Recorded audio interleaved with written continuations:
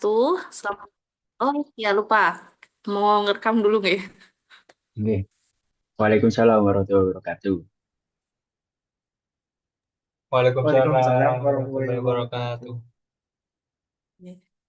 Selamat siang semuanya. Hari ini kita akan melanjutkan sesi kedua dengan materi pengenalan molekuler dynamic ya dari Bapak Ferry. Untuk teman-teman mungkin bisa menonaktifkan mikrofonnya dan mengaktifkan kameranya ya. Ya, baik jika sudah semua, maka kita akan mendengarkan apa yang disampaikan oleh Bapak Ferry. Oke, untuk Pak Ferry, disilahkan.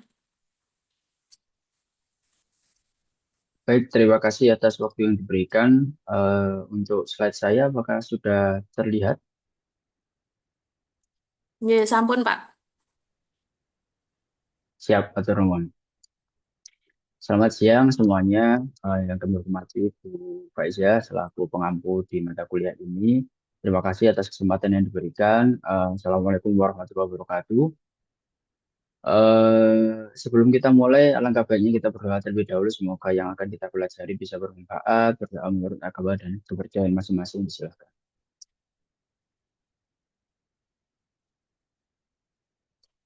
Berdoa selesai. Hari ini kita akan melanjutkan teori dari molecular docking dan molecular dynamics, yang mana ini adalah kelanjutan daripada apa yang sudah kita diskusikan di minggu sebelumnya. Nah, pada kesempatan kali ini, saya minta teman-teman untuk merilekskan diri terlebih dahulu, karena bahasan kita tidak lagi di level biologis lagi, tapi kita akan lebih banyak mendiskusikan pada level kimia dan juga fisika. Nah, sehingga nanti mungkin bagi teman-teman yang sudah lama melupakan soal kimia maupun fisika, perlu di-refresh lagi untuk nanti bisa catch up dengan apa yang akan kita diskusikan pada siang hari ini. Di sini nanti ada beberapa parts, akan saya coba bedah mulai dari awal terkait teori dasarnya, kenapa molecular dynamics dan seterusnya, sampai nanti pada akhirnya kita bisa mendapatkan kesimpulan apa itu molecular dynamics, kenapa dia penting, dan bagaimana kelebihan dan kekurangan daripada analisis molecular dynamics ini. Oke, pertama adalah bagaimana bentar, saya aktifkan pointer dulu. Oke. Pertama, kita akan membahas terkait dasar-dasar daripada molecular dynamics dan juga molecular modeling. Nah, kita awali dari pertanyaan, kenapa harus pakai analisis molecular dynamics? Di akhir dari kuliah kita minggu lalu, kita sudah membahas terkait molecular docking, dan di dalam analisis molecular docking, semuanya serba terbatas pada dasarnya. Kata kita mensimulasikan sesuatu yang mana sesuatu tersebut kita sederhanakan sesederhana mungkin. Gitu. Sehingga terdapat beberapa kelemahan yang nantinya tidak bisa kita jawab apabila kita hanya melakukan molecular docking saja. Keterbatasan yang pertama adalah fleksibilitas strukturnya itu terbatas. Dalam docking, semua yang kita lakukan kan adalah menginteraksikan protein dengan senyawa ataupun protein dengan peptida dan seterusnya. Yang mana dalam kondisi biologis atau fisiologis, yang namanya protein dan senyawa dan semuanya itu pastinya tidak dalam kondisi statis atau diam. Mereka pasti mempunyai aktivitas bergerak. Karena itu bagian daripada molekul biologis, pasti dia punya pergerakan. Kondisinya sangat dinamis. Dalam docking, seperti yang sudah kita bahas sebelumnya, terutama pada rigid docking atau semi-flexible docking, ada bagian yang membuat mereka itu diumpamakan seperti sesuatu yang diam. Protein diibaratkan seperti sebuah struktur yang rigid atau kaku yang dia itu tidak bisa bergerak. Wes bentuknya kayak gitu, nanti itu yang akan kita gunakan sebagai landasan untuk menginteraksikan dengan partner interaksinya. Itu adalah salah satu keterbatasan pertama dari docking, di mana fleksibilitas strukturnya itu terbatas. Keterbatasan kedua adalah parameter fisiologis diabaikan. Docking kita hanya menyiapkan protein, menyiapkan senyawa, dan seterusnya. Yang mana di dalam tahapannya kita menghilangkan beberapa parameter fisiologis seperti halnya pH, suhu, tekanan, dan seterusnya. Padahal di dalam kondisi fisiologisnya, contohnya di dalam tubuh kita ataupun di dalam organisme yang lain, yang namanya protein itu pasti dia erat kaitannya sama karakter fisikokimia dari lingkungan. Di dasar biokimia ataupun ilmu dasar yang lain yang mungkin dipelajari di awal semester, pasti yang namanya molekul biologis itu akan berinteraksi dan strukturnya sangat bergantung pada kondisi fisikokimia daripada lingkungannya. pH-nya, suhunya, dan seterusnya itu turut berkontribusi terhadap bentuk dan juga fungsi daripada protein tersebut. Kemudian kelemahan yang ketiga adalah stabilitas energi pengikatan tidak diketahui. Yang mana kalau kita melakukan docking, maka kita hanya akan mendapatkan satu binding energy saja. Satu nilai energi pengikatan saja. Yang mana kalau nilainya cuma satu, ya pasti kita sebut sebagai kondisi konstan.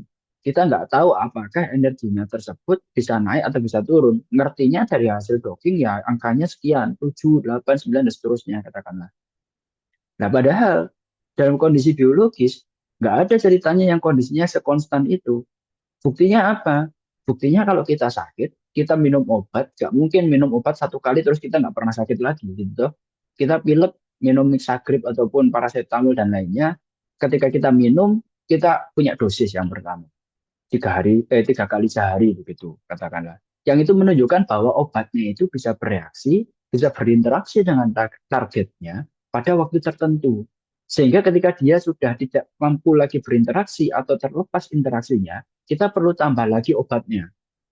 Yang itu nanti berkaitan sama pengaturan dosis dan seterusnya itu tadi. Nah, di dalam docking kita tahunya dia bisa berikatan, energinya segitu. Padahal energi tersebut itu sewaktu-waktu bisa hilang akibat adanya dinamika daripada interaksinya. Sehingga itu juga berkaitan sama kelemahan keempat yang kita sebut sebagai stabilitas struktur kompleks protein ligan. Karena mereka berikatan, maka strukturnya ini seharusnya juga akan mengalami perubahan. Kembalikan pada teori kemarin soal induced fit maupun apa itu lock and key dan seterusnya. Semuanya pasti akan berubah kalau ada interaksi, begitu. Ya kita kalau misalkan sendirian, kondisinya seperti ini mungkin pendiam, tapi ketika ketemu orang ya kita pasti akan berinteraksi. Ada sesuatu yang berubah. Sederhananya seperti itu, sehingga stabilitas struktur dalam docking itu nggak bisa kita evaluasi. Ya Mek tahunya cuma satu nilai binding energi dan dia interaksinya ada di posisi itu tok gitu. Padahal faktanya juga tidak sederhana itu. Gitu. Nah, karena banyak daripada kelemahan tersebut, maka kita perlu melakukan yang namanya molecular dynamics. Karena molecular dynamics itu merupakan sebuah tools yang bisa menangkap tingkah laku daripada protein dan juga biomolekul yang lainnya pada skala atom. Dan dia juga bisa melibatkan satu parameter lagi yang kita sebut sebagai skala temporal ataupun variabel waktu. Begitu. Nah, sehingga dengan semua kekurangan daripada docking tadi, melakukan molecular dynamics adalah sebuah kewajiban. Agar apa? Agar data yang kita sampaikan, ya memang semua data ada kelemahan, tapi setidaknya tidak terlalu banyak kelemahan yang kita tampilkan daripada data yang kita presentasikan dari analisis kita. Karena kita berusaha untuk menutup kekurangan daripada data yang kita dapatkan tadi menggunakan analisis lanjutan yang nantinya akan melengkapi kesimpulan yang akan kita berikan. Yaitu adalah salah satu ciri daripada penelitian yang baik dan tidak, itu dilihat dari situ. Kalau teman-teman baca jurnal yang reputasinya baik, Q1 yang dia rankingnya top begitu, pasti dia menggunakan berbagai macam jenis analisis. Datanya banyak hanya untuk mendapatkan satu kesimpulan. Beda dengan paper-paper yang mungkin pada jurnalnya kurang bereputasi begitu, datanya sederhana tapi malah menyimpulkan sesuatu yang sangat besar. Nah, itulah bedanya. Sehingga ketika kita mau menyampaikan sesuatu yang satu poin katakanlah, dan kita memberikan 10 bukti, maka kekuatannya akan lebih kuat dibandingkan dengan kita menyampaikan satu poin, tapi dasarnya hanya dua atau tiga bukti saja. Begitu. Nah, ini adalah kunci mengapa kita melakukan molecular dynamics. Sehingga dalam molecular dynamics, kita akan memasukkan satu dimensi lagi yang kita sebut sebagai dimensi waktu.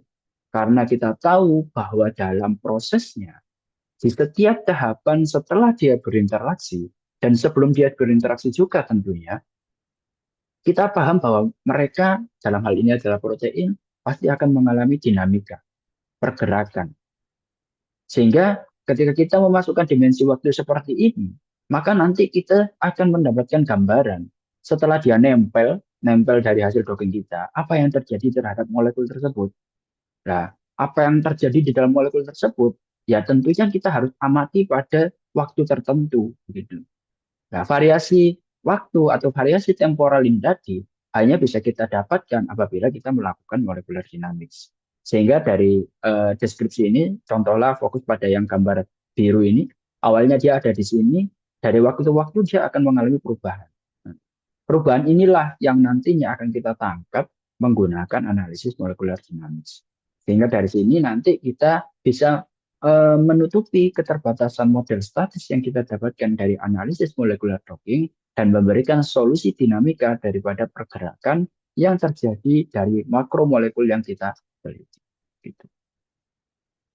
Nah, sehingga kalau kita rangkum lagi, bedanya apa molecular docking sama molecular dynamic? Kalau molecular docking pasti sifatnya statis, semuanya hanya dalam satu waktu, gitu. Ya seperti hanya foto. Jadi kalau kita tangkap foto, ya bentuknya kayak gitu, dia nggak akan bergerak lagi. Sedangkan kalau molecular dynamic sifatnya dinamis. Mirip seperti video yang kita tahu dari satu waktu ke waktu yang lainnya, apa yang terjadi dalam objek yang kita tangkap dalam video tadi. Termasuk juga berkaitan sama flexibilities yang artinya di dalam docking kita menganggap semuanya itu rigid atau kaku. Kalau di dalam molekular dinamik kita memberikan fleksibilitas penuh. Semuanya bebas bergerak sesuai dengan nature ataupun karakter asli daripada molekul tersebut. Termasuk juga kita memberikan tambahan parameter lingkungan, pH, pelarut, dan seterusnya, yang itu sebenarnya juga berkaitan dengan bagaimana mereka nanti bisa bergerak.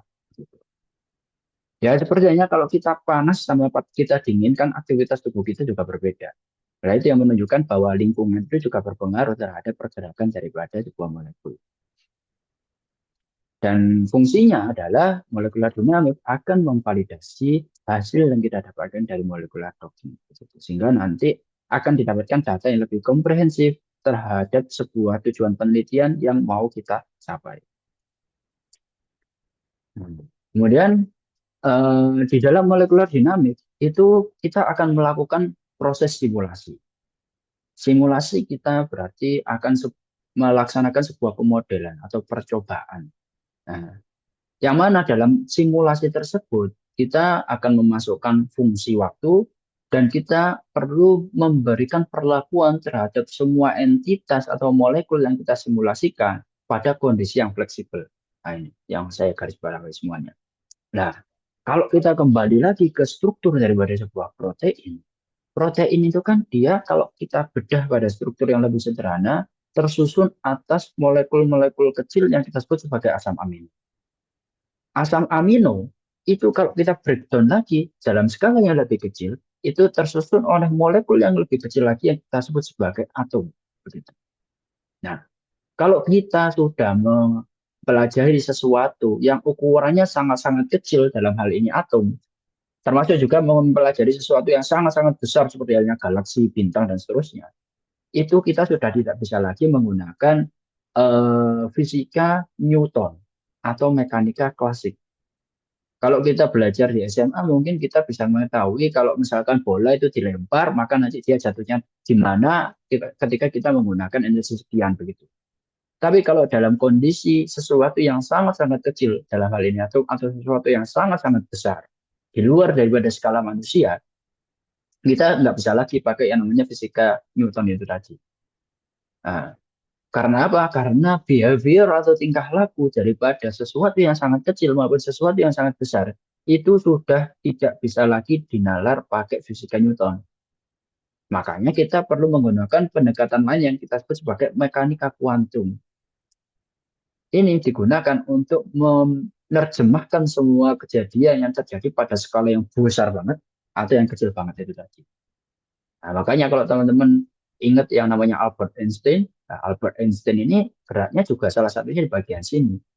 Termasuk juga beberapa ilmuwan lain yang meneliti tentang galaksi, kemudian tata surya dan seterusnya, sesuatu yang sangat besar, itu semuanya sudah masuk ke ranah kuantum ini tadi. Pada skala kuantum, perhitungan posisi pasti dan kondisi dari sebuah entitas atau barang itu sangat sulit dilakukan. Karena apa? Ya karena itu tadi. Behaviornya itu tidak bisa lagi dijelaskan pakai hukum fisika Newton. Kalau Newton kan posisinya di sini, kita tahu koordinatnya di mana, maka kita nanti bisa memprediksi dia akan bergerak kemana berdasarkan energi yang mengenai benda tersebut gitu kan. Tapi kalau di dalam skala yang lebih besar, kita nggak bisa lagi pakai perhitungan Newton tadi. Karena berarti apa yang bisa kita terjemahkan di situ? Pada level yang sangat besar atau yang sangat kecil, terutama pada level kuantum, kita akan bermain dengan probabilitas. Namanya probabilitas berarti adalah sebuah ketidakpastian, yang mana kita nggak bisa memprediksi posisinya di mana dalam satu waktu pada secara eksak atau pasti. Nah, kalau kita lakukan hal tersebut, tentu kan kita harus melakukan yang namanya perhitungan. Perhitungannya pasti rumusnya lebih panjang dibandingkan dengan rumus fisika Newton. Karena rumusnya lebih panjang, variabelnya ada banyak, maka butuh komputer yang komputernya nggak kaleng-kaleng. Alias di sini saya sebut sebagai komputer yang mencapai kuantum supremasi atau komputer kuantum sekarang istilahnya. Sampai saat ini pun masih belum ada komputer kuantum yang benar-benar bisa dimanfaatkan. Semuanya masih dalam tahap eksperimental gitu. Yang mana kalau misalkan kita sudah punya komputer kuantum, ya maka nanti untuk melakukan sebuah prediksi kita akan bisa mendapatkan hasil prediksi yang hampir mendekati kenyataan bahkan ya sampai 99% lah begitu. Nah, sekarang nggak ada Mas Ian. Sehingga untuk melakukan apa itu molecular dynamics di mana kita akan mensimulasikan behavior atau tingkah laku daripada atom tadi, yang mana kita seharusnya membutuhkan mekanika kuantum yang sangat rumit tadi, tentu itu menjadi sebuah ketidakmungkinan, impossible untuk dilakukan. Karena apa ya? Karena jadi kita nggak punya komputer yang bisa ngitung sedetail itu saat ini. Nah, maka dari itulah muncullah yang namanya mekanika molekuler, sebuah metode untuk melakukan aproksimasi atau penyederhanaan daripada tingkah laku daripada sebuah atom menggunakan hukum yang kita pelajari di mekanika klasik. Nah, dari situlah nanti kita akan mempelajari terkait yang namanya molecular modeling. Sehingga semua tingkah laku daripada sebuah atom itu kan nanti akan kita modelkan. Dan pemodelan pada level tersebut itu yang kita sebut sebagai molecular modeling. Begitu. Dalam molecular modeling kita pasti akan berbicara tentang bagaimana kita menyederhanakan atau mendeskripsikan dari sebuah tingkah laku dari molekul menggunakan persamaan-persamaan matematis yang lebih disederhanakan. Sehingga memungkinkan kita untuk menyelesaikan persamaan matematisnya dengan sumber daya komputer yang kita miliki saat ini. Kayak gitu. Nah, kenapa modeling ini harus dilakukan? Modeling itu atau simulasi itu dilakukan, alasannya macam-macam. Pertama bisa jadi karena eksperimennya mustahil. Contohnya kita mau melihat bagaimana apabila galaksi Bima Sakti itu tabrakan sama galaksi Andromeda. Ya, itu kan nggak mungkin kita eksperimenkan begitu. Makanya harus kita simulasikan. Tabrakan bintang dan tabrakan galaksi. Termasuk ramalan cuaca pun nggak mungkin kita bisa melakukan eksperimen cuaca begitu. Skalanya saja besar gitu. Mau lebih seperti apa untuk kita bisa membuat hujan dan seterusnya. Nah, makanya kita melakukan yang namanya simulasi. Alasan berikutnya kenapa kita harus pakai simulasi karena eksperimennya bisa jadi berbahaya. Simulasi terbang. Nah, untuk pilot sebelum dia menggunakan pesawat beneran, pasti dia harus menggunakan simulator. Karena berbahaya bagi dia kalau misalkan belum familiar dengan semua yang ada di dalam kokpit untuk melakukan terbang menggunakan pesawat yang asli. Kayak gitu toh. Sehingga karena sifatnya berbahaya maka harus menggunakan yang namanya simulasi. Bisa jadi simulasi dibutuhkan karena eksperimennya mahal. Butuh alat-alat yang dia itu sangat-sangat canggih sehingga nanti kita akan mendapatkan data yang kita butuhkan. Nah, karena terlalu mahal tadi, maka kita bisa pakai yang namanya simulasi tadi. Ya, seperti yang kita sampaikan di awal daripada kuliah minggu lalu, bahwa yang namanya drug discovery itu butuh dana yang sangat-sangat besar. Nah, karena semahal itu, makanya kita mempunyai pendekatan pemodelan untuk mereduksi biaya yang dibutuhkan. Terus berikutnya adalah eksperimen tak kasat mata. Seperti halnya yang tadi kita bahas, bahwa yang namanya pada level atom, kita nggak bisa mengamati atom tersebut. Pakai mikroskop secanggih apapun nggak bisa gitu. Maka dari itu, kita perlu melakukan simulasi, kira-kira bentuknya bagaimana, posisinya di mana, dan seterusnya. Nah, ini molecular modeling ini menjadi landasan bagaimana kita bisa memahami sesuatu pada skala atom, skala yang sangat-sangat kecil. Dan salah satu pelopornya adalah John A. Pople ini. John A. Pople ini merupakan salah satu ilmuwan yang dia menerima hadiah Nobel pada tahun 1998 atas kontribusinya dalam mengembangkan metode komputasi pada kimia kuantum. Dari apa yang dikembangkan oleh beliau lah, kita bisa mengetahui tingkah laku daripada sebuah atom melalui simulasi komputasi. Sehingga kalau misalkan kita ibaratkan, beliau akan menerima jariah pahala yang sangat-sangat banyak karena semua metode komputasi yang berkaitan dengan simulasi biomolekul pasti akan menggunakan landasan yang diciptakan oleh beliau, yang ditemukan oleh beliau. Gitu. Nah, ngomong-ngomong soal Nobel, sebenarnya semuanya tahu nggak sih apa itu Nobel? Saya khawatir anak-anak sekarang, terutama yang bergerak di STEM, Science, Technology, Engineering, dan matematis, nggak pada tahu soal ini. Ada yang tahu soal hadiah Nobel atau Nobel Prize? Nggak ada yang tahu. Kayaknya mungkin anak sekarang lebih tahu siapa yang trending di TikTok atau TikTokers ataupun selebgram dibandingkan dengan Nobel laureates gitu ya. Ya, intinya adalah Nobel Prize ini merupakan sebuah hadiah yang sangat-sangat bergengsi bagi seorang ilmuwan. Yang mana kalau orang atau ilmuwan mendapatkan hadiah Nobel, pasti dia sudah bisa dipastikan mempunyai kontribusi yang sangat-sangat besar terhadap ilmu pengetahuan. Begitu. Sehingga atas kontribusi tersebut dia dihadiahi yang namanya hadiah Nobel. Hadiah Nobel ini enggak cuma sekedar sertifikat kayak yang ada di gambar ini, enggak. Dia hadiahnya pasti ada hadiah duitnya juga. Dan duitnya itu kalau misalkan dirupiahkan, ya bisa dipakai untuk 7 keturunan lah istilahnya. Kalau nggak percaya silahkan bisa dicek sendiri lah di browsing nanti. Alfred Nobel atau orang yang menghadiahkan Nobel ini sebenarnya orangnya sudah meninggal. Dan dia sebenarnya adalah seorang pebisnis. Yang mana pebisnis yang dia juga, selain pebisnis, dia juga ilmuwan juga. Karena dia menghasilkan sesuatu dengan penelitiannya sendiri. Begitu. Nah, setelah dia mau meninggal, dia ingin berkontribusi banyak untuk humankind atau umat manusia dengan cara menyumbangkan semua peninggalan atau warisannya, dunianya, ke ilmu pengetahuan. Dengan cara memberi hadiah kepada orang-orang yang bergerak di berbagai macam lini ilmu pengetahuan untuk penyelesaian berbagai masalah yang dihadapi oleh manusia. Dan kategorinya ada beberapa seperti di dunia apa itu kategori fisika, kimia, kemudian fisiologi dan kedokteran, kemudian ada sastra, ada perdamaian dan juga ada ekonomi begitu. Jadi kalau misalkan sekarang eh, yang dapat Nobel itu mayoritas adalah orang orang Timur, itu seringkali didominasi oleh orang Jepang. Kapan kita orang Indonesia ada yang dapat Nobel? Wow, wow, alam. Mungkin ya setelah sistem pendidikan kita itu lebih bagus dan pemerintah benar-benar tahu apa pentingnya ilmu pengetahuan bagi kemajuan bangsa, mungkin di saat itulah kita mulai bergerak ke arah Nobel Prize ini. Ya, berdoalah semoga di generasi teman-teman nanti ada perubahan yang lebih baik terkait dengan ilmu pengetahuan di bangsa kita. Oke, kembali lagi ke sini.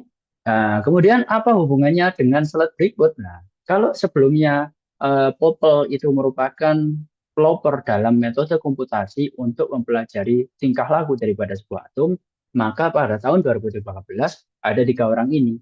yaitu adalah Karplus, Levitt, dan juga Warshall, yang dia mengembangkan model multiskala untuk kompleks mechanical system. Yang mana ini merupakan tiga orang yang melanjutkan penemuan daripada Popple tadi dengan mengembangkan metode yang lebih spesifik untuk nanti kita bisa mempelajari secara utuh menggunakan sumber daya yang ada sekarang. Gitu. Oke, itu tadi overview daripada kenapa kita pakai molecular dynamics dan bagaimana molecular dynamics itu bekerja. Sekarang kita akan menyelam lebih jauh terkait dasar kimia dan fisika di dalam molecular dynamics. Nah, sebelum masuk, silakan minum-minum dulu, peregangan otak dulu, peregangan tangan, karena ini nanti akan lebih spesifik ke dunia kimia maupun fisika. Dan apabila ada yang tidak paham, silakan bisa langsung interrupt saja atau bisa langsung on mic dan menyampaikan apa yang tidak dipahami gitu. Karena ini bukan hal yang mudah sebetulnya. Saya pun juga nggak sepenuhnya paham. Oke, prinsip dasar analisis kimia komputasi. Tadi di awal kita sudah bahas bahwa yang namanya pemodelan molekuler atau molecular modeling itu adalah pemodelan sampai pada skala atom. Yang mana kita akan mempelajari bagaimana tingkah laku daripada sebuah atom yang menyusun sebuah biomolekul. Entah itu protein, entah itu senyawa, dan seterusnya. Semuanya pasti akan terdiri atas yang namanya atom. Nah, docking kemarin juga kita mensimulasikan pada level atom. Dan kalau kita mau melihat bagaimana mereka bergerak pakai molekular dinamik, ya berarti kita akan melihat pergerakan daripada atomnya. Kalau kita sudah bergerak pada level atom, skala atom, maka nanti kita pasti butuh yang namanya mekanika kuantum itu tadi. Toh. Nah, mekanika kuantum ini bisa kita pelajari apabila kita bisa memecahkan yang namanya persamaan Schrödinger. Erwin Schrödinger. Kalau teman-teman pernah kepo soal mekanika kuantum dan seterusnya, apa itu yang terkenal seperti halnya Schrödinger cat eksperimen dan seterusnya, semua tidak pastian, teman-teman pasti tahu siapa dia. At least tahu namanya gitu. Di dalam persamaan Schrödinger, semuanya itu akan disimulasikan. Kita bisa tahu yang namanya tingkah laku daripada sebuah atom kalau kita mengetahui bagaimana atom itu bergerak. Nah, hubungannya nanti ada dengan rumus yang ada di sini lah. Di dalam rumus ini wes kan angka nih, semuanya dalam bentuk simbol. Tidak hanya sekedar huruf, tapi semuanya adalah simbol. Yang artinya apa? Bagi orang yang nggak paham matematika seperti kita, ini adalah sesuatu yang sangat-sangat rumit. Yes, betul. Ini sangat-sangat rumit. Yang mana di dalam persamaan Schrödinger, ada yang time dependent atau time independent. Sederhananya adalah, di dalam persamaan Schrödinger, kita bisa memahami bagaimana tingkah laku daripada sebuah atom itu bisa diketahui pada level yang dia dikaitkan dengan waktu, sehingga kita bisa mempelajari tingkah laku dari waktu ke waktu, dan juga kita bisa mempelajari time independent yang nanti lebih banyak menjelaskan terkait bagaimana mereka berinteraksi. Gitu. Yang semuanya ada yang namanya Hamilton operator ini tadi, ya pokoknya intinya adalah di dalam Schrödinger equation, kita nanti akan menerapkan yang namanya pemahaman kita terhadap sebuah atom untuk mempelajari yang namanya tingkah laku atom tersebut. Yang mana kalau di dalam atom, kalau teman-teman ingat lagi kimia di SMA, nggak tahu sekarang kurikulumnya berubah atau enggak, atom itu kan ada inti atom, kemudian ada elektron yang mengelilinginya. Nah, atom atau inti atom tadi ukurannya pasti lebih besar dan elektron yang mengelilinginya itu pasti dia sifatnya sangat-sangat labil. Dengan kata lain, dia bisa jadi posisinya dekat sama inti atom, dia bisa jadi jauh, dia bisa tereksitasi atau terpental, dia bisa jadi menangkap elektron yang lainnya. Dan posisi daripada atom tersebut dia itu terus bergerak. Yang mana menunjukkan bahwa posisi daripada sebuah atom itu sangat sulit diprediksi karena dia terus bergerak. Begitu. Nah, di dalam Schrödinger equation, kita nanti akan memahami itu tadi berdasarkan posisi inti atomnya, behavior daripada inti atomnya, dan juga behavior daripada elektron. Begitu. Nah, behavior daripada elektron ini yang nantinya akan menjadi sebuah keterbatasan untuk kita memahami karena sifat dia itu tadi sangat-sangat labil. Dia itu gerak terus sampai kita nggak bisa memprediksi posisinya ada di mana. Intinya adalah seperti itu. Nah, kenapa harus pakai Schrödinger equation? Karena di Schrödinger equation, kita tarik lagi hukum fisikanya. Pertama kita berangkat dari Newtonian physics. Di dalam mekanika klasik, kalau dalam hukum Newton, ketika kita mau mengetahui kecepatan daripada sebuah benda, pasti kita harus tahu yang namanya massanya, kemudian kita harus tahu gaya berapa yang diterima oleh benda tersebut. Ataupun sebaliknya, yang nanti ada ini FMA, gaya, kemudian massa dan juga percepatannya, kayak gitu. Nah, dari sini kita pasti akan mendapatkan sebuah hal yang bisa kita prediksi. Kita tahu masanya, kita tahu percepatannya, dan kita tahu gayanya. Nah, tapi pada level atom ada ini. De Broglie mengatakan bahwa matters dalam hal ini adalah atom has the properties of both particles and waves. Dalam artian bahwa matters atau atom itu kita nggak bisa bayangkan dia seperti bola yang statis. Karena sifat daripada atom tersebut, terutama elektron, itu mempunyai karakter seperti halnya partikel atau yang kita sebut seperti halnya bola tadi, dan juga karakter seperti halnya gelombang.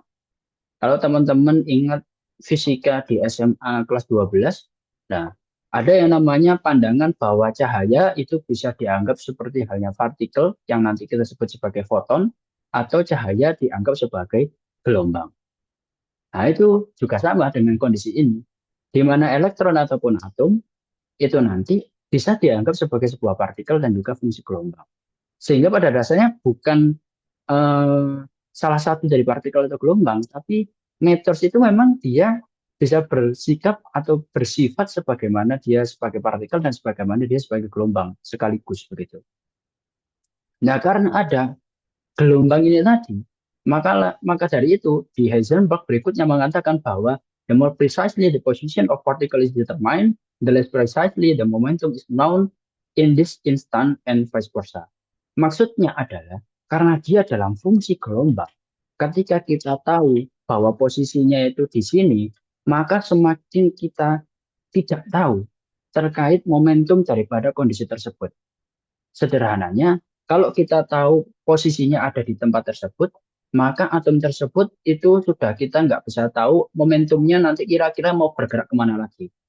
Termasuk juga kalau kita tahu dia bergerak kemana, maka kita nggak akan pernah tahu posisi aslinya sekarang ada di mana.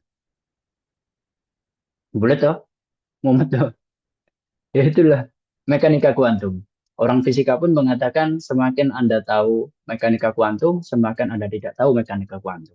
Kalau Anda mengatakan paham terkait mekanika kuantum atau fisika kuantum, maka berarti Anda tidak paham terhadap fisika kuantum. Wes, itu overview saja. Nah, terus bedanya apa? Bedanya antara mekanika klasik sama mekanika kuantum. Kalau mekanika klasik ya pakai hukum Newton tadi, di mana kalau kita tahu daripada lokasi sebuah benda, kita bisa tahu kecepatannya berapa, trajektori atau arah bergeraknya nanti kemana. Tapi kalau di dalam mekanika kuantum, tadi saya katakan bahwa yang namanya meters ataupun entitas itu dia bisa bergerak sebagai partikel seperti halnya ini, ataupun dia juga mempunyai sifat sebagai gelombang. Maka karena ada sifat gelombang itu tadi, ada sebuah ketidakpastian yang kita sebut sebagai wave function ini tadi. Sehingga kalau di posisi mekanika klasik ini tadi, posisi bendanya kita tahu ada di sini. Kalau di dalam mekanika kuantum, kita nggak tahu posisi bendanya ada di mana. Hanya kita tahu probabilitas posisinya di sebelah sini sama probabilitas posisinya di sebelah sini itu yang mana. Sehingga dari sini kita nggak bisa, ini ada high probability, ada low probability, dalam artian kita mempercayai bahwa posisi daripada atomnya kemungkinan besar ada di sini. Nggak bisa kita katakan posisinya ada di sini. Ibarat kata, kita mempercayai bahwa posisinya itu ada di Malang gitu. Bukan kita mengatakan posisinya ada di Malang. Kalau kita mengatakan posisinya ada di Malang, berarti memang exactly pada saat itu dia ada di Malang. Tapi kalau kita mengatakan kemungkinan besar ada di Malang, berarti ada kemungkinan dia tidak ada di Malang. Paham ya seperti itu ya? Sehingga semuanya berkaitan sama ketidakpastian tadi. Itu adalah mekanika kuantum. Nah, setelah itu, kalau kita sekarang sudah paham bahwa yang namanya untuk mempelajari tingkah laku atom itu harus pakai Schrödinger equation yang mana dia berkaitan sama mekanika kuantum, maka untuk mempelajari pergerakan daripada sebuah atom yang ada di dalam sebuah protein ataupun senyawa, pasti kita harus menggunakan yang namanya persamaan Schrödinger yang di awal tadi.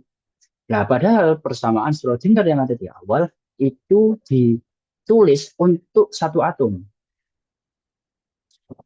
Nah, kalau misalkan di protein ataupun senyawa, jangan protein lah, protein atomnya terlalu banyak. Senyawa saja, senyawa itu atau mungkin air lah. Air itu kan paling tidak ada 3 atom. Ada satu hidrogen, ada 2 hidrogen dan ada 1 oksigen, begitu. Sehingga untuk menghitung pergerakan daripada satu molekul air, kita harus menyelesaikan persamaan untuk 1 oksigen tadi dan 2 hidrogen. Nah, kalau dalam protein, yang mana atomnya itu tersusun atas ratusan ribu, ya maka persamaannya akan menjadi sepanjang ini. Mumet pasti kita, gitu kan? Sehingga tidak mungkin untuk dihitung secara langsung pada sistem yang sangat besar. Kita nggak bisa lagi pakai mekanika kuantum untuk bisa memprediksi tingkah laku daripada sebuah atom yang membentuk sebuah protein. Nah, gitu. Sehingga karena kita nggak mungkin pakai mekanika kuantum, apakah kemudian kita mengatakan kita nggak mungkin melakukan simulasi untuk mengetahui pergerakan dan dinamika daripada protein ataupun senyawa? Jawabannya masih mungkin. Nah, ini sebagai perbandingan saja, apa itu mekanika molekuler dan juga mekanika kuantum. Kalau di dalam mekanika kuantum molekuler, kita mempunyai kecepatan karena kita bisa memprediksi dan sudah tahu sistemnya, begitu. Tapi pada mekanika kuantum, karena ini mendekati kondisi nyata yang mana semuanya itu serba tidak pasti, maka dia juga membutuhkan komputer yang sangat-sangat besar, gitu. Sangat lambat untuk sistem yang sangat besar. Gitu.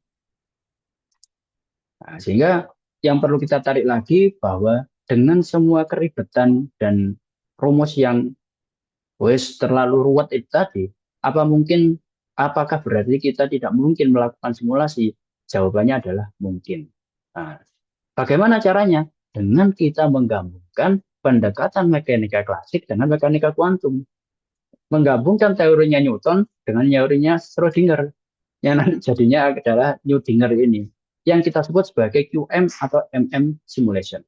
Atau quantum mechanics dan juga molecular mechanics simulation. Atau sederhananya kita sebut sebagai pendekatan mekanika molekuler. Gabungan daripada mekanika klasik dengan mekanika kuantum itu yang nanti akan kita sebut sebagai mekanika molekuler. Begitu. Dan mekanika molekuler inilah yang memungkinkan kita untuk bisa mempelajari tingkah laku daripada sebuah atom pada sebuah struktur yang besar seperti halnya protein. Oke, silakan minum terlebih dahulu. Nah, setelah ini kita akan membahas terkait aproksimasi dalam simulasi molekuler dinamik. Apa itu aproksimasi sebelum masuk? Aproksimasi itu adalah penyederhanaan. Penyederhanaan dari apa? Penyederhanaan dari sesuatu yang rumit. Kembali lagi ke sebelumnya, Schrödinger atau yang mekanika kuantum ini tadi kan rumit. Sedangkan Newton atau mekanika klasik itu kan sesuatu yang sederhana. Nah, dengan menggabungkan keduanya, kita menggunakan sesuatu yang sederhana untuk mempelajari sesuatu yang rumit. Nah, itu yang kita sebut sebagai aproksimasi. Yang nantinya akan menjadi landasan bagaimana molekular mechanics atau mekanika molekuler itu bekerja. Nah, itu yang nanti akan kita sebut sebagai aproksimasi. Nah, bagian ini akan kita bahas lebih detail terkait apa itu aproksimasi yang menjadi tulang punggung daripada simulasi molekular dynamics. Nah, kalau tadi kita paham bahwa yang namanya atom itu dia bergerak, yang mana pergerakan daripada atom termasuk juga elektronnya itu sangat-sangat dinamis dan sangat-sangat tidak bisa diprediksi atau tidak pasti. Dalam pendekatan mekanika molekuler atau aproksimasinya, dibandingkan kita harus mempelajari posisi yang tidak pasti tadi, maka kita akan menyederhanakan sesuatu yang tidak pasti tadi menjadi sesuatu yang mudah untuk kita amati. Kalau tadi dikatakan bahwa yang namanya sebuah atom itu diperankan mempunyai karakter sebagai partikel dan juga gelombang, maka pada posisi ini kita menganggapnya sesuatu yang bisa kita amati. Menganggap seperti halnya atom itu sesuatu seperti bola yang mudah kita pelajari, yang mudah kita lihat dan seterusnya, kita observasi. Nah, dari situlah yang akan kita sebut sebagai mekanika molekuler, di mana kita menerapkan hukum Newton pada skala atom. Jadi kita semacam memaksakan begitu. Untuk bisa memahaminya, kita membuat hukum Newton tadi itu bisa dipakai untuk mempelajari tingkah laku daripada sebuah atom. Jadi Yang tadi saya katakan di awal, yang namanya hukum Newton itu gak berlaku di dunia atom ataupun sebaliknya. Nah, sekarang kita memaksakan agar hukum Newton itu bisa dipakai untuk digunakan dalam memahami sesuatu yang terjadi pada dunia atom. Begitu.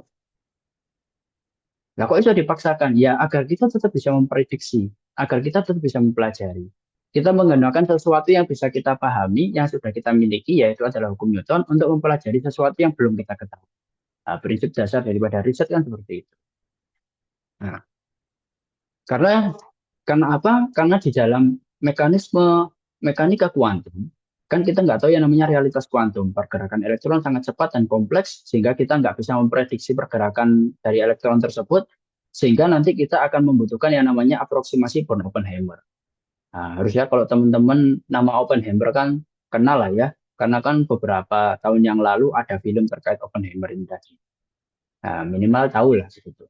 Yang mana di dalam aproksimasi Born-Oppenheimer, ini kita akan menggunakan yang namanya pendekatan mekanika klasik atau Newton tadi untuk mempelajari sesuatu pada level kuantum, yaitu mekanika kuantum.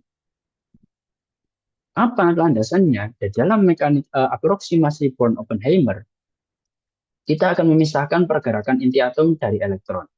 Yang membuat rumit kan sebenarnya adalah pergerakan elektron ini tadi. Sehingga dalam kondisi ini kita akan menyederhanakan pergerakan elektron dengan cara melihat posisi daripada inti atomnya. Kenapa bisa demikian? Karena pada dasarnya kalau kita melihat struktur atom tadi atau inti atom ada elektron yang mengelilingi, pada dasarnya inti atom ini pergerakannya lebih lambat dibandingkan dengan elektronnya. Maka dari itu di dalam aproksimasi von Oppenheimer kita menganggap bahwa ketika inti atom ini tadi bergerak, pada dasarnya elektronnya ini tadi sudah berada pada posisi yang paling optimum kayak gitu.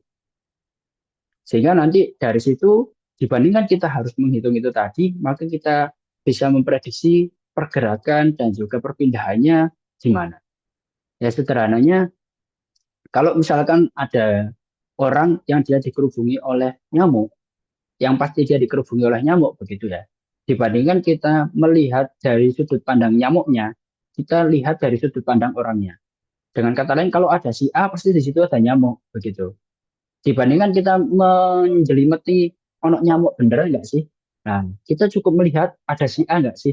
Kalau misalkan ada si A, maka nanti dia pasti ada nyamuk di sekitar. Sederhananya, aproksimasi von Oppenheimer itu ada di kondisi tersebut. Sehingga dengan kondisi seperti itu, memungkinkan kita untuk melakukan perhitungan atau komputasi dari sistem yang sebenarnya sangat-sangat rumit pada level kuantum itu tadi. Dan ini nanti yang akan menjadikan landasan daripada analisis kimia komputasi ataupun molekular dynamics. Dengan kita menganggap bahwa inti atom itu berada pada kondisi yang lebih stabil dibandingkan dengan elektron, sehingga dengan kita mengetahui inti atomnya, pada dasarnya kita juga akan menyederhanakan posisi daripada elektronnya. Begitu. Nah, bagaimana kita mempelajarinya? Nah, di dalam sebuah molekul protein maupun senyawa, itu kan pasti ada atom. Dan atom itu pasti akan terhubung dengan atom-atom yang lainnya melalui ikatan kimia. Nah, ikatan kimianya apa? Ya, ada ikatan kimia apa itu kuat seperti halnya ikatan kovalen ataupun ikatan kimia yang tidak kuat seperti halnya interaksi van der Waals dan seterusnya. Ataupun seperti ikatan hidrogen dan seterusnya. Nah, kita bisa mempelajari behavior ataupun tingkah laku daripada atom-atom yang menyusun daripada sebuah protein ataupun molekul tadi dengan cara menganggap ikatan yang terbentuk di antara atom-atom tadi seperti halnya sesuatu yang kita miripkan seperti pegas. Nah, ikatan tadi kan sebenarnya ikatannya itu nggak kelihatan gitu loh. Jadi H2O itu mereka bisa berikatan, bukan berarti molekul oksigen itu punya tali yang dihubungkan ke molekul hidrogen. Nggak seperti itu pada kenyataannya. Tapi mereka itu bisa terbentuk karena ada energi itu tadi. Nah, energi itu kan sesuatu yang sulit untuk divisualkan. Maka dari itu, dalam kondisi aproksimasi Born-Oppenheimer ini tadi, interaksi atau ikatan yang terbentuk daripada sebuah atom itu diibaratkan seperti halnya pegas yang menghubungkan antara atom A dan atom B. Seperti ini. Sehingga dengan kita mengibaratkan dia seperti pegas, kita bisa menghitung pergerakan dan juga energi yang membuat pegas tadi itu bergerak menggunakan persamaan fisika Newton. Sehingga perhitungannya pasti akan lebih sederhana. Begitu. Yang mana nanti kita bisa mempelajari regangan ikatan yang nanti berkaitan sama bagaimana posisi daripada sebuah atom berdasarkan pegas yang tadi bergerak, apakah menjauh, apakah mendekat, dan seterusnya. Termasuk juga apakah posisi atomnya yang sudah berikatan tadi itu menjadi bergerak ke kanan, ke kiri, dan seterusnya yang nanti akan menentukan sudut daripada posisinya dan juga torsi atau perputaran daripada sebuah interaksi ataupun struktur yang nanti bisa memutar. Kayak gitu. Nah, karena apa? Sebagian besar atom itu cukup berat sehingga gerakannya dapat dijelaskan pakai mekanika klasik. Dengan kata lain, dibandingkan kita menggunakan teori mekanika kuantum yang tadi sangat rumit, kita bisa menyederhanakan sebuah sistemnya menggunakan persamaan Newton. Seperti halnya seperti ini tadi, dia diibaratkan seperti pegas, bisa molor, bisa mepet, dan seterusnya. Karena dia seperti pegas, pada dasarnya untuk mengetahui aktivitas atau pergerakan daripada dua atom yang tadi berikatan ini tadi yang warna biru bisa digunakan energi yang dibutuhkan dan seterusnya pakai persamaan pegas. Nah, persamaan pegas kan dia lebih sederhana dibandingkan dengan Oppenheimer tadi itu. Yang mana secara perhitungan tentunya juga akan lebih sederhana. Begitu juga untuk mengetahui sudut daripada sebuah atom dan juga torsi daripada sebuah rangkaian dan seterusnya. Ya, gitu. Nah, kemudian selain daripada atom itu bisa berinteraksi pakai sebuah ikatan yang tadi saya contohkan sebagai ikatan kovalen dan seterusnya, atom itu juga bisa berinteraksi pakai interaksi yang tidak terikat atau non bonded begitu. Yang mana itu pasti berkaitan sama yang namanya energi, kayak van der Waals dan juga kayak elektrostatik. Sederhananya adalah kalau kita nyapa orang, kadang kan kita bisa menepuk dia ataupun salaman dengan dia, yang mana kita pasti akan melakukan kontak langsung. Kontak langsung itu tadi yang kita sebut sebagai ikatan kovalen atau ikatan bonded begitu. Nah, sedangkan kalau yang non bonded ini kita menyapa orang tanpa harus kita sentuh dia. Ya pakai omongan biasa, hey gitu, atau langsung sebut namanya begitu, sampai dia engage dengan kita dan aware bahwa kita ada di situ. Jadi yang kita sebut sebagai non bonded interaction tadi. Yang mana di dalam level atom itu nanti dikaitkan dengan gaya van der Waals dan juga gaya elektrostatik yang nanti akan memberikan info apakah dia itu bisa mempunyai interaksi atau tidak. Yang juga nanti akan memberikan informasi posisinya ada di mana. Kalau dia terlalu dekat, nanti dia akan mengalami tolak menolak. Kalau dia terlalu jauh, ya nanti dia tidak akan berinteraksi. Kalau kita ngobrol sama orang terlalu dekat kan pasti nanti ya kita terganggu, pasti kita akhirnya akan menjauh sedikit begitu kan. Tapi kalau kita ngobrol sama orang posisinya terlalu jauh, ya kita nggak akan dengar apa yang dia katakan, sehingga interaksi kita juga akan terhambat. Nah, prinsipnya juga seperti itu. Sehingga di dalam interaksi non-bonded ini tadi, ya tentunya akan menentukan juga posisi dari atom. Karena pada interaksi non-bonded, kalau terlalu dekat, dia itu energinya terlalu tinggi, sehingga nanti dia pasti perlu menjauh. Kalau terlalu jauh, nanti energinya juga sama, terlalu tinggi, dan bahkan hampir tidak ada energinya. Begitu. Yang nantinya juga akan dianggap sebagai dua atom tadi itu tidak mempunyai interaksi. Ya, sehingga dia akan mendapatkan posisi paling bawah di mana energinya itu paling-paling kecil. Gitu. Oke, setelah tadi kita tahu apa itu mekanika molekuler dan juga aproksimasi daripada von Oppenheimer, berarti sekarang kita sudah tahu bahwa nanti di dalam molecular dynamics kita akan membuat sebuah sistem, sebuah kayak chamber atau rumah begitu, yang mana di dalam rumah tersebut itu nanti sudah kita berikan persamaan-persamaan matematis yang nanti itu bertindak seperti halnya CCTV yang kita gunakan untuk mengetahui tingkah laku daripada sebuah atom atau molekul yang kita masukkan ke dalam ruangan tersebut. Begitu kan? Yang tadi kita sebut sebagai persamaan mekanika molekuler yang kita menganggap atom seperti halnya pegas ataupun atom yang dia pakai interaksi yang tidak langsung dan seterusnya yang barusan kita bahas. Nah, konsep bahwa yang namanya molekul tadi kita masukkan ke dalam sebuah ruangan yang di dalam ruangan tersebut ada CCTV-nya, Yang mana CCTV tersebut sebenarnya adalah persamaan matematika yang kita gunakan untuk melakukan observasi atau pengamatan daripada pergerakan atom-atom dari molekul yang kita masukkan ke dalam ruangan tadi. Itu yang kita sebut sebagai force field. Force field atau medan gaya itu adalah perkumpulan dari persamaan matematis yang nanti kita masukkan ke dalam sebuah sistem atau ruangan tadi, yang mana persamaan matematis tadi akan kita gunakan untuk menilai, untuk mengetahui tingkah laku daripada atom yang kita simulasikan. Nah, sehingga di sini kita sampaikan bahwa yang namanya force field itu adalah inti dari perhitungan molekular dynamics. Di dalam force field yang tadi kita masukkan ke dalam sebuah sistem, itu sebenarnya adalah persamaan matematika. Isinya rumus-rumus dan seterusnya yang nanti akan mengeluarkan sebuah nilai yang kita sebut sebagai energi. Begitu. Energi total dari force field, inti daripada force field itu adalah seperti ini. Dia akan menghitung yang namanya energi total daripada sebuah molekul yang kita simulasikan. Energi total ini diambil dari energi dari sebuah molekul yang ketika dia berikatan dan molekul yang dia ketika tidak berikatan. Atau force field atau energi total itu adalah gabungan daripada energi daripada ikatan atom yang dia terjadi secara ikatan langsung atau bonded dan juga ditambah dengan energi daripada interaksi atom melalui ikatan yang non bonded tadi. Nah, ikatan bonded atau ikatan yang terikat itu seperti halnya peregangan ikatan, pembengkokan sudut, dan seterusnya yang tadi kita gambarkan sebagai bekas. Dan juga ikatan yang non-bonded atau tak terikat, itu tadi yang kita barusan bahas terkait gaya van der Waals dan juga gaya elektrostatik. Begitu. Nah, di dalam molekular dinamik, force field ini sifatnya penting. Karena apa? Karena tanpa force field, kita nggak akan bisa tahu dinamika dari sistem yang kita simulasikan. Kita nggak akan tahu apakah sistemnya itu stabil atau tidak. Kita nggak akan tahu apakah obatnya tadi itu bisa nempel dengan targetnya atau tidak. Kita nggak akan tahu tanpa force field kapan dia terlepas, kapan dia berikatan, dan selama apa dia berikatan. Begitu.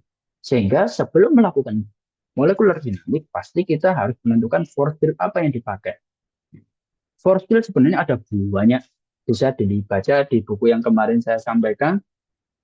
Dan di antara berbagai macam force field tadi, ada 3 force field utama yang sering dipakai, yaitu adalah Ember, kemudian ada Charm, dan juga ada Chromos. Begitu. Mau pakai apapun sebenarnya bagi kita, orang yang tidak begitu into ke dalam simulasi molekuler atau biologi komputasi yang benar-benar komputasi untuk menciptakan force field dan seterusnya, ketiga-tiganya sebenarnya nggak begitu bermasalah. Mau pilih Ember, Charm, ataupun Chromos, ataupun yang lainnya, semuanya sama. Karena apa? Karena bagi kita sebagai user, semua force field akan memberikan informasi terkait dinamika ataupun tingkah laku daripada molekul yang kita simulasikan. Gitu aja. Sehingga kalau ada pertanyaan mau pakai force field apa Pak yang paling mudah untuk dilakukan, semua force field oke-oke aja. Kalau tujuan kita hanya ingin mengetahui bagaimana dinamika daripada sebuah molekul dari hasil docking. Gitu. Nah, kecuali kalau kita mau menyelam lebih jauh menjadi biokomputasi, ilmuwan biokomputasi, ya kita harus tahu bedanya apa dan seterusnya yang nantinya bisa kita gunakan untuk mensimulasikan molekul berdasarkan karakter.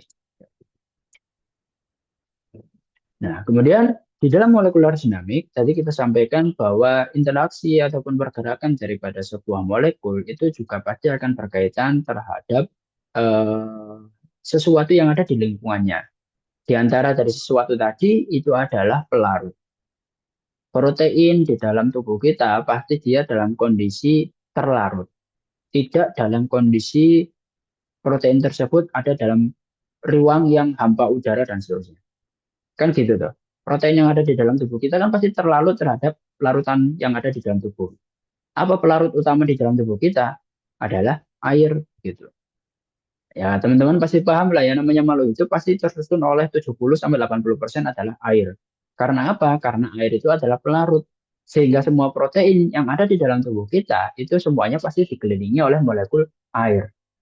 Nah, sistem itulah yang nantinya akan kita gunakan di dalam molekular dynamics juga.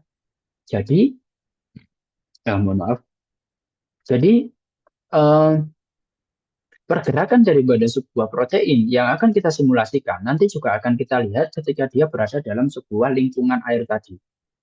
Nah, Berarti kita akan mempelajari juga soal yang namanya solvent atau pelarut begitu. Makanya di dalam molekular dinamik itu juga ada yang namanya model solvasi atau pelarutan, di mana kita akan mensimulasikan atau membuat struktur daripada pelarutnya.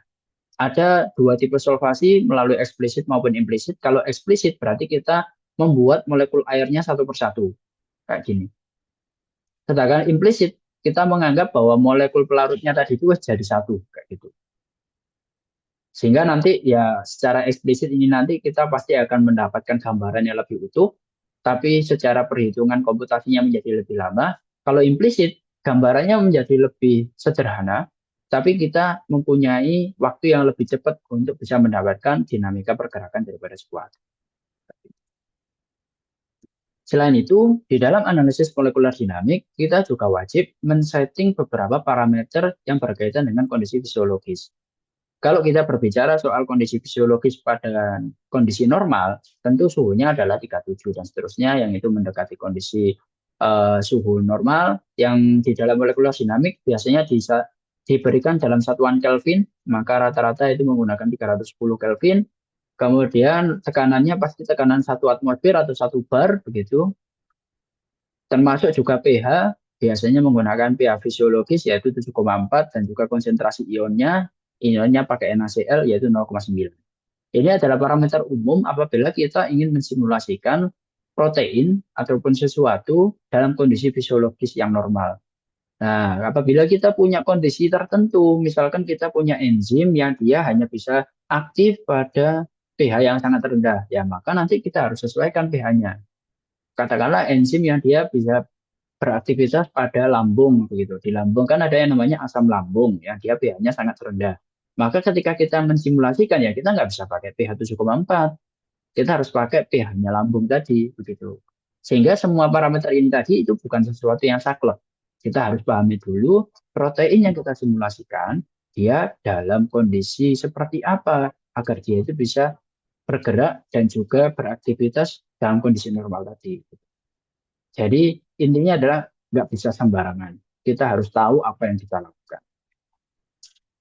Nah, kemudian di dalam analisis molekular dinamik, karena kita melakukan observasi pergerakan ataupun tingkah laku daripada sebuah atom pada variasi temporal atau skala waktu tertentu, pasti kita akan melakukan yang namanya analisis trajektori. Analisis trajektori ini adalah analisis yang digunakan untuk memberikan informasi pergerakan daripada atom yang tadi kita simulasikan. Nah, trajektori berarti dari waktu pertama, waktu ke nol sampai ke waktu terakhir daripada simulasi. Yang nantinya pasti akan terbentuk grafik seperti ini. Naik turun, dan seterusnya. Sampai nanti kita mendapatkan level di mana naik turunnya itu tadi tidak begitu fluktuatif kayak yang ada di sini. Sehingga nanti seolah-olah dia bisa digambarkan seperti garis yang lurus seperti ini. Nah, naik turunnya daripada sebuah grafik yang ada di sini dari satu satuan waktu ke satu satuan waktu berikutnya itu yang kita sebut sebagai trajektori. Yang mana fluktuasinya tadi kita deskripsikan dalam satuan RMSD atau root mean square deviation. Yang mana kita akan menentukan di detik pertama dia posisinya energinya ada di sini, di detik kedua posisinya energinya ada di sini dan seterusnya sampai ke detik berikutnya. Kalau di dalam molekular dinamik satuannya adalah nanosecond begitu. Nah, dari per setiap nanosecond ini tadi akan dilakukan perekaman daripada aktivitas atom yang kita simulasikan atau dalam hal ini protein. Dari situlah nanti akan mendapatkan nilai fluktuasi naik turun naik turun. Nah, yang dianalisis apa? Yang dianalisis adalah bagaimana behavior atau tingkah laku daripada sistem tadi berdasarkan naik turunnya grafik RMSD ini tadi. Semakin dia mencapai pada kondisi yang stabil seperti ini, ya tentunya nggak mungkin lurus banget kayak gini ya, tetap ada naik turun, tapi dia secara pattern ataupun pola dia lebih cenderung ke arah stabil begini. Nah, dengan kondisi seperti ini kita bisa katakan bahwa sistem yang kita simulasikan itu berarti stabil. Gitu. Pada level berapa dia dikatakan stabil? Apabila naik turunnya daripada sistem berdasarkan nilai remedi tadi. Berdasarkan nilai remedinya ini tadi, itu adalah kurang dari 3 angstrom. Begitu. Kalau dia naik turunnya kurang dari 3 angstrom, maka nanti kita katakan dia itu sudah stabil. Selain dilihat dari RMSD, juga ada yang namanya root mean square fluctuation. Kalau tadi dilihat dari level atom RMSD tadi, kalau RMSF ini dilihat dari sudut pandang asam amino. Jadi protein yang kita simulasikan, kita lihat tingkah lakunya pada level asam amino. Makanya di sini adalah bukan satuan waktu lagi, tapi adalah nomor residu. Nomor residu berarti asam amino nomor satu, 2, 3, dan seterusnya. Selama simulasi, dia bergerak sejauh apa? Fluktuasinya sejauh apa? Semakin tinggi fluktuasinya, berarti dia semakin banyak geraknya. Kayak gitu. Sehingga pada kondisi tertentu pasti kita harapkan dia tidak terlalu bergerak. Ataupun kalaupun bergerak, dia itu nggak sampai fluktuasi yang tinggi seperti ini. Begitu. Kalau fluktuasinya tinggi itu berarti ibarat kata awalnya dia di sini, dia bergerak sampai sini. Begitu. Nah, kalau fluktuasinya rendah, bergeraknya cuma segini. Ya istilahnya apa ya? Kalau terlalu tinggi fluktuasinya berarti asam aminonya itu hiperaktif gitulah. Kalau kita ibaratkan seperti manusia. Kalau fluktuasinya rendah berarti dia itu orangnya tenang, kalem dan seterusnya. Gitu. Tapi bukan berarti semua protein bisa bertindak seperti itu karena memang ada satu posisi daripada sebuah protein yang dia memang by nature secara karakter alaminya dia pasti akan mengalami fluktuasi. Terutama pada daerah loop ataupun daerah sisi terminal baik itu N terminal maupun C terminal. Nah, kemudian tadi di awal kita sampaikan bahwa di dalam analisis docking kita hanya mendapatkan nilai energi yang konstan. Nah, di dalam molekular dinamik kita bisa melakukan estimasi energi bebas pengikatan alias kita akan mendapatkan nilai energi yang lebih dinamis dalam satu satuan waktu. Gitu. Bagaimana kita bisa mendapatkan energi dinamis tadi itu dengan kita menggunakan yang namanya persamaan ini MMPBSA, Molecular Mechanics, Poisson-Boltzmann sama Generalized Born. Intinya dua-duanya sama, bahwa dua mekanisme ataupun pendekatan ini tadi, baik MMPBSA maupun MMQBSA, itu akan memberikan informasi terkait dinamika daripada sebuah energi dari sesuatu yang kita interaksikan. Kalau di docking kita cuma dapat nilai binding energi 7 katakanlah dengan MMPBSA maupun MMDBSA, nilai 7 tadi itu bisa kita observasi. Apakah dari awal memang 7 ataukah awalnya dia itu enggak langsung 7. Awalnya dia dari 0 kemudian menjadi 7, kemudian menjadi 8, tiba-tiba dia turun lagi dan seterusnya. Nah, itu kita bisa observasi pakai molekular dinamik terutama menggunakan analisis dua ini tadi. Sehingga dari situ kita nanti bisa tahu kira-kira kapan dia bisa berikatan, kapan dia itu lepas, dan seterusnya. Nah, sehingga kalau misalkan kita mau rangkum bahwa di dalam pemodelan molekuler itu semuanya digunakan untuk memodelkan perilaku suatu molekul. Yang mana kalau kita lihat dari semua penjelasan tadi, yang namanya semua perhitungan di dalam molekular dynamics itu semua berdasarkan aproksimasi, alias kita menyederhanakan sesuatu yang kompleks. Karena menyederhanakan sesuatu yang kompleks, pasti ada beberapa bagian yang kita abaikan. Karena ada beberapa bagian yang kita abaikan, berarti kita sebenarnya tidak mendapatkan gambaran yang benar-benar eksak daripada kondisi yang mau kita pelajari. Alias, kita tetap akan mendapatkan nilai dalam bentuk prediksi. Nah, ini yang perlu teman-teman tekankan. Bahwa banyak apapun datanya, kalau mau pakai molecular docking sama molecular dynamics aja, itu sebenarnya tidak cukup. Karena apa? Karena baik docking maupun molecular dynamics, semuanya hanya berlandaskan pada pendekatan aproksimasi atau penyederhanaan. Karena penyederhanaan berarti kita sebenarnya masih ada banyak faktor yang kita abaikan. Karena itulah ketika kita melakukan penelitian pakai molecular docking dan juga molecular dynamics, kita tidak boleh memberikan overclaim. Alias kalau misalkan saya mau melakukan analisis antibakteri, kemudian dari docking sama molecular dynamics ternyata dikatakan senyawa A itu mempunyai potensi, ya maka kita hanya bisa menyampaikan dia mempunyai potensi sebagai antibakteri. Nggak bisa kita mengatakan dia mempunyai aktivitas antibakteri, tapi kita hanya bisa mengatakan dia mempunyai potensi sebagai antibakteri. Ya, gitu. Harus disimpulkan seperti itu. Karena apa? Karena docking maupun molecular dynamics secanggih apapun, dia sifatnya dalam bentuk prediksi. Ya, sama seperti ramalan cuaca lah. Secanggih apapun ramalan cuaca pasti ada presetnya. Karena itulah ramalan cuaca tidak mengatakan bahwa nanti itu pasti hujan. Nanti kira-kira jam sekian akan ada hujan. Gitu. Potensi hujannya berapa persen dan seterusnya. Nah, itu yang harus teman-teman perhatikan ya. Sehingga tanpa adanya validasi menggunakan analisis laboratorium atau wet lab, kita nggak bisa mengatakan bahwa hasilnya itu benar-benar merepresentasikan kondisi sebetulnya. Dan di dalam melakukan analisis molekular dinamik, kita pasti pertama akan berangkat dari struktur statis yang kita dapatkan dari molekular docking, kemudian kita tambahkan force field dan juga persamaan-persamaan tadi untuk bisa memahami dinamika interaksi dan juga aktivitasnya. Tambahkan lagi lingkungan fisiologisnya yang berkaitan dengan solvasi, pelarut, kemudian ada suhu dan seterusnya. Barulah kita lakukan analisis simulasi pada variasi waktu tertentu, 10 nanosecond K, 20 nanosecond K, 100 nanosecond K, dan seterusnya. Setelah itu, barulah kita akan mendapatkan hasilnya dalam bentuk RMSD maupun RMSF yang nanti akan bisa menggambarkan stabilitas daripada struktur yang kita simulasikan, termasuk juga melalui MMM biasa dan juga MMM BBSA, kita bisa mendapatkan variasi atau dinamika daripada energi yang terbentuk di dalam kompleks yang kita analisis. Nah, ini contoh-contoh dari beberapa paper yang saya lakukan dengan apa itu tim saya eh, yang memanfaatkan docking dan juga molecular dynamics. Yang jelas pada dasarnya nanti hasil molecular dynamics itu seperti ini. Dalam bentuk grafik seperti halnya kardiogram atau oret-oretan anak kecil seperti ini saja. Gitu.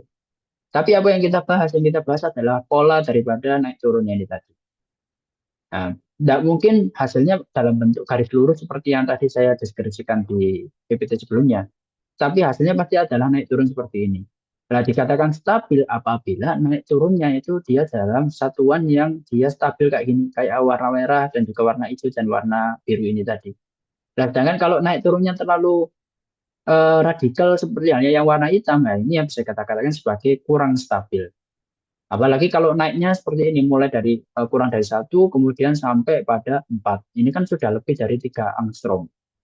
Nah, maka bisa dikatakan bahwa ini kondisinya adalah tidak stabil. Selain itu, kita juga bisa melihat berapa jumlah hidrogen bondnya, kemudian RMSF per residunya, itu kondisi fluktuasinya seperti apa, dan seterusnya. Di beberapa paper lain, hasilnya juga sama, seperti ini yang kita analisis, ya grafik oret-oretan ini saja sebetulnya. Tapi itu memang adalah bagian daripada proses kita untuk bisa memahami tingkah laku daripada atom, dari protein, ataupun kompleks yang kita simulasikan. Ya, begitu. Oke, mungkin itu paparan saya terkait molekular dynamics. Ada yang ingin disampaikan, silakan.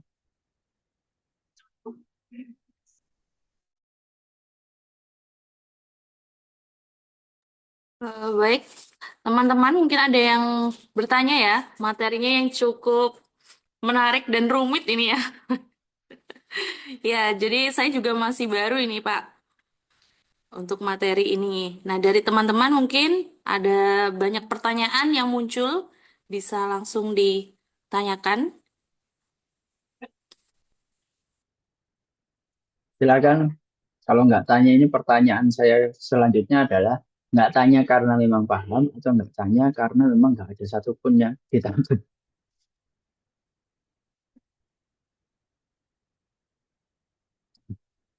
Ya mungkin memang ini saya katakan terlalu rumit lah apabila kita memang kurang begitu into atau memang tidak berkecimpung lama di dalam dunia ini. Apa itu molekular biologi maupun molekular dynamics. Namun inti daripada apa yang ingin saya sampaikan dari dua presentasi terakhir adalah baik jogging maupun molekular dynamics itu sebenarnya hanya sebuah tools atau alat. Alat buat apa? Alat yang kita pakai untuk memprediksi interaksi daripada dua molekul atau lebih. Yang mana interaksi dari dua molekul tadi akan memberikan info ke kita bagaimana dia bisa berdampak terhadap sebuah kondisi tertentu. Misalkan apabila kita tahu bahwa yang namanya penisilin itu bisa membunuh bakteri, gimana dia bisa membunuh bakteri? Berarti penisilin pasti berinteraksi dengan sesuatu yang mana interaksi tadi akan menyebabkan bakterinya menjadi mati dan seterusnya begitu. Nah, karena semuanya baik jogging maupun dynamics itu tadi menggunakan yang namanya aproksimasi atau penyederhanaan, maka di dalamnya pasti banyak hal yang kita abaikan. Karena ada banyak hal yang kita abaikan, maka sebetulnya hasil daripada docking maupun molecular dynamics itu tidak 100% menggambarkan kondisi nyata. Ada beberapa hal yang mungkin nanti akan berbeda hasilnya ketika kita lakukan analisis secara laboratorium. Itu yang perlu digarisbawahi. Sehingga dari hasil docking, kita tidak boleh memberikan kesimpulan, katakanlah kalau yang diteliti adalah antibakteri, bahwa senyawa A, bahwa nanti kesimpulannya bahwa senyawa A itu punya aktivitas antibakteri, tidak. Tapi kesimpulan yang harus kita tulis apabila pakai docking sama molecular dynamics saja, tanpa ada validasi laboratorium, kesimpulannya nanti ditulisnya adalah bahwa senyawa A berpotensi mempunyai aktivitas antibakteri. Kalau kita punya aktif apa itu analisis labnya, misalkan uji antibakteri secara laboratorium, kemudian memang ada daya hambatnya dan seterusnya, baru kita bisa melakukan dan memberikan kesimpulan senyawa A mempunyai aktivitas antibakteri. Tapi tanpa adanya analisis lab, kesimpulan kita hanya senyawa A berpotensi sebagai molekul yang mempunyai aktivitas antibakteri. Begitu, Bu. Jadi kalau misalkan sudah tidak ada yang ditanyakan, mungkin saya ingin memberikan overview sedikit terkait bagaimana instalasi daripada program yang akan kita gunakan di praktik minggu depan. Sebentar, saya share terlebih dahulu.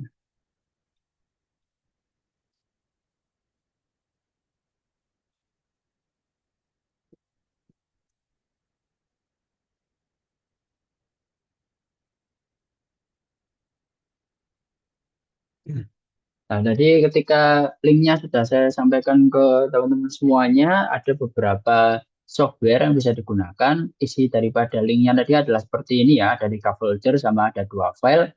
Yang perlu diunduh adalah pertama ini DS Visualizer, ini teman-teman wajib unduh. Kemudian yang kedua, semua file yang ada di dalam Pyrex ini tadi, Pyrex 08 sama Vina 127, kemudian sama Pimol. Pimol ini nanti cukup diunduh salah satu saja. Saya sarankan pakai yang ini, 313.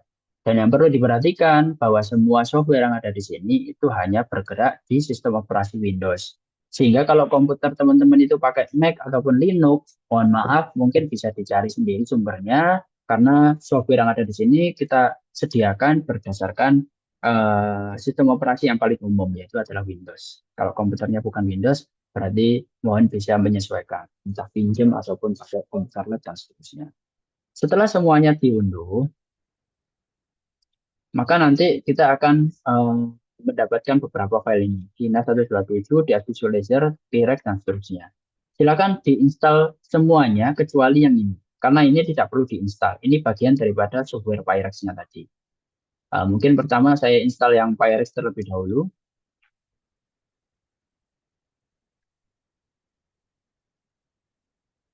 Installnya mudah, cukup next-next saja. Pastikan direktori di local disk-nya itu lebih dari 10 giga ya. Sehingga kalau misalkan local disk-nya itu sisanya sedikit, mungkin bisa dipindahin terlebih dahulu filenya. Sebenarnya untuk menginstal ini kita nggak perlu satu-satu ya, bisa diinstal sekaligus. Mungkin pertama kita install Pyrex-nya, kemudian sekalian saya install yang Pymol dulu mungkin.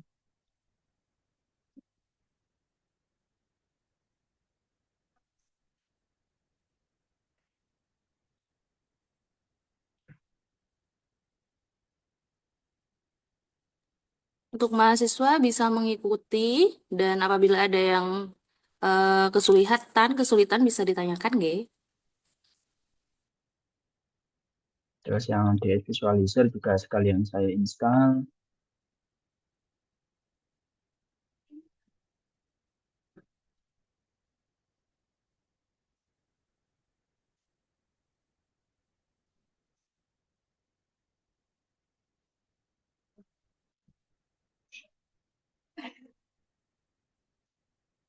Next.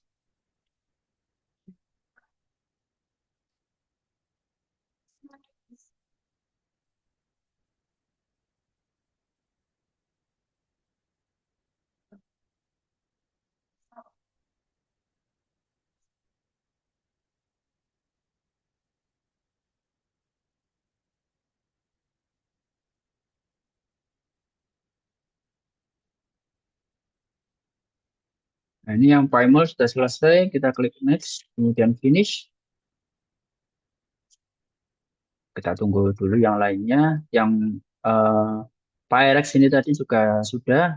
eh, Kita bisa centang dua-duanya atau tidak. Klik finish saja biar dia sekalian buka. Nah, ini tampilan daripada Pyrex ketika dia sudah diinstal. Sambil kita tunggu BioVia Discovery Studio.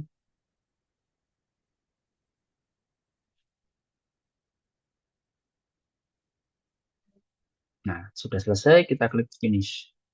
Nah, sekarang kita mulai terlebih dahulu dengan Pyrex. Ini tadi yang sudah kebuka. Ini nanti buat apa? Pyrex ini nanti akan kita gunakan untuk melakukan molecular docking. Nah, di dalam melakukan molecular docking pasti ada sebuah software yang isinya persamaan matematis tadi. Yang kita pakai untuk menentukan energinya berapa, kemudian posisi di mana dia bisa berinteraksi, dan seterusnya. Nah, eh, tadi di dalam file yang sudah kita download kan ada file ini yang tidak kita install, Vina 127 Win. Nah, ini kita cut, kita pindahkan ke sistem. Mungkin masuk ke dalam program file 86 ini tadi, kemudian masuk ke folder Pyrex, kemudian kita paste di sini. Klik continue. Setelah itu, kita kembali ke Pyrex, kemudian kita pilih menu edit, preference, kemudian pada bagian Vina yang ada di sini, kita klik browse, kemudian kita akan masuk ke dalam folder Pyrex tadi, kita cari Vina 127 tadi. Nah ini, kita klik kemudian open. Setelah semuanya sudah masuk, kemudian tinggal klik OK. Ini fungsinya buat apa? Karena Pyrex yang tadi kita install sebenarnya sudah ada finalnya, yaitu software yang nanti akan dipakai untuk menghitung nilai energi dan seterusnya. Cuma versinya itu masih versi lama. Maka dari itu kita perlu update ke versi yang lebih baru, yaitu versi 127. Setelah kita download yang versi barunya, kemudian kita masukkan ke dalam Pyrex-nya ini tadi, sehingga nanti ketika kita docking pakai Pyrex, itu nanti komputasinya atau kalkulasinya akan menggunakan software yang versi terbaru. Begitu. Oke, kalau sudah, ini saya tutup dulu. Selanjutnya kita lihat PyMol tadi. Nah, ini adalah tampilan PyMol yang tadi barusan kita install. Bisa langsung klik di sini ataupun pilih open.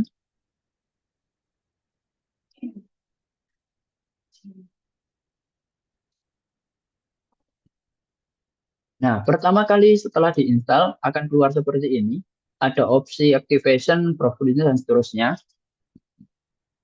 Dulu PyMol itu bisa gratis untuk keperluan akademis, jadi kita bisa daftar pakai email akademik kita, email dari kampus begitu. Tapi sekarang saya lihat dia sudah nggak ada opsi itu, sehingga kita memang harus bayar kalau mau pakai PyMol. Tapi nggak masalah, di versi ini kita pilih skip activation saja.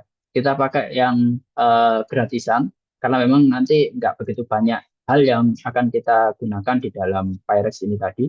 Kita skip activation. Kemudian registernya ini tadi pilih saja yang register all. Kemudian langsung klik silang. Nah, setelah ini sebenarnya PyMol-nya sudah bisa dipakai untuk praktek berikutnya. Sudah, ini sudah seperti ini saja. Langsung kita tutup lagi. Selanjutnya adalah Discovery Studio tadi. Discovery Studio kita buka. Nah, kalau pertama keluar nanti adalah seperti ini. Kita klik OK saja. Kemudian setelah ada tulisan atau informasi begini, run graphic test, kita klik OK saja. Ini adalah proses di mana software Discovery Studio akan mengenali sistem komputer kita untuk menentukan komputer kita kuat atau enggak, kayak gitu. Nah, setelah dia selesai menganalisis, nanti akan keluar seperti ini, update your Discovery Studio graphics setting based on the test result. Nanti settingannya akan disesuaikan dengan versi apa itu komputer kita. Komputernya bagus atau kurang spesifikasinya. Kita klik OK saja. Nah, kalau sudah nanti dia akan keluar seperti ini. Nah, ini nanti sudah bisa kita gunakan untuk analisis docking dan seterusnya. Sudah. Nah, sudah selesai. Selanjutnya mungkin lebih detailnya kita bahas di minggu depan untuk praktik dari analisis molekular docking. Oke, mungkin itu saja, Bu.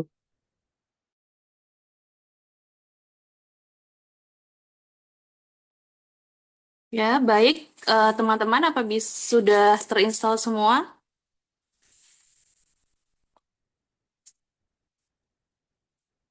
Semoga sudah, nggih.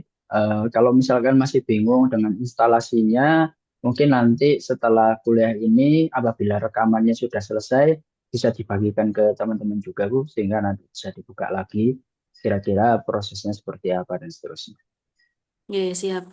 Baik, jika kita sudah selesai untuk materi hari ini, materi yang sangat luar biasa ya. Dan nanti untuk minggu depan kita lanjutkan ke materi praktik. Ya, terima kasih banyak disampaikan kepada Pak Ferry ya atas kesediaannya untuk mengajar ya di kuliah Bioinformatika di Universitas Dr. Soekarjo. Eh, Jika tidak ada pertanyaan, kita akhiri saja untuk pertemuan hari ini. Kurang lebihnya saya mohon maaf. Wassalamualaikum warahmatullahi wabarakatuh. Waalaikumsalam warahmatullahi Waalaikumsalam wabarakatuh. Terima kasih, warahmatullahi Waalaikumsalam Pak. warahmatullahi wabarakatuh. Terima kasih, Ya, Bapak. terima kasih. wabarakatuh. Oke.